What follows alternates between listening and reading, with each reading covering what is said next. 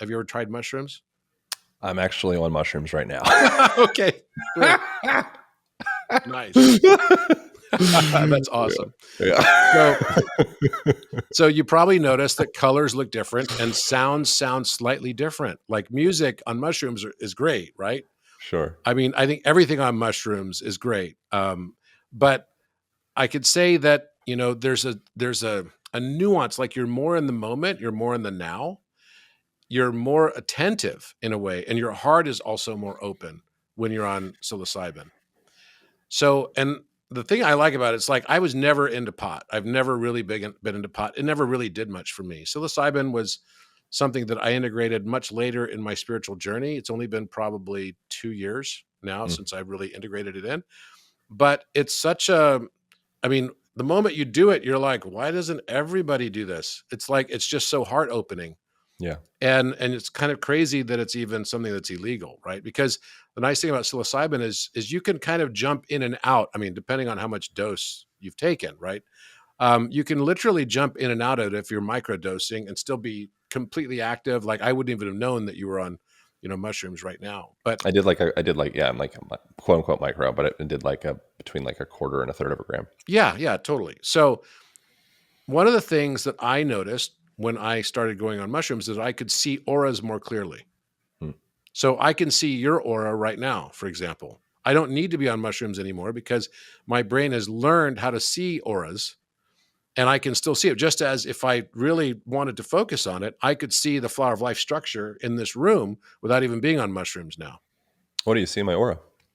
I see it's very yellow and orange, and it's got kind of like a yellow orange. There's a line of blue and a faint line of green. So I can tell you that from that, probably the chakras that you have that are most strong in your life are going to be probably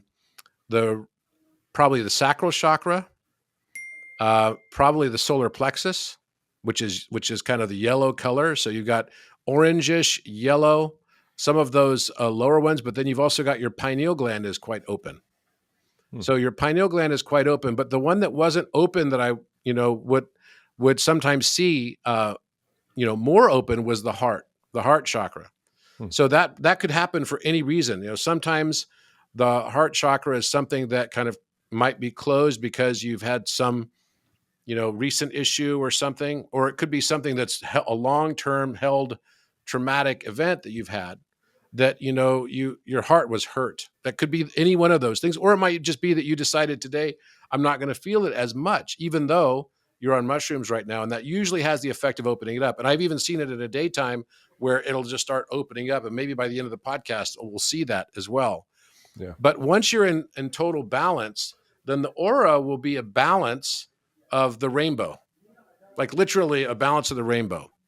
And some people will have more white as well. Some people will have, especially women, will tend to be more of the higher chakras, and men will tend to be more of the lower chakras. And both can have open and closed hearts too. It really just depends on the circumstance of where they are in their lives at that time. But being able to align that so that all are in balance and all can be expressed. Another one that is probably, I saw the blue of your, it's more of an indigo color for your pineal gland, but one that also is a little bit, not as bright as the others was the throat chakra. So throat chakra, and here I am diagnosing you right here through a Zoom meeting, but effectively, when you get all of those in balance, then your life starts to really gel.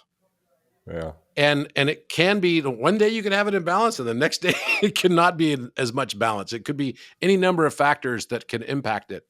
But the fact that you had both represented, so you had some colors from both the lower half of the chakras, and you had some also from the upper, that's a good sign. That's a very good sign, because usually it can often be the case that it's only one or the other.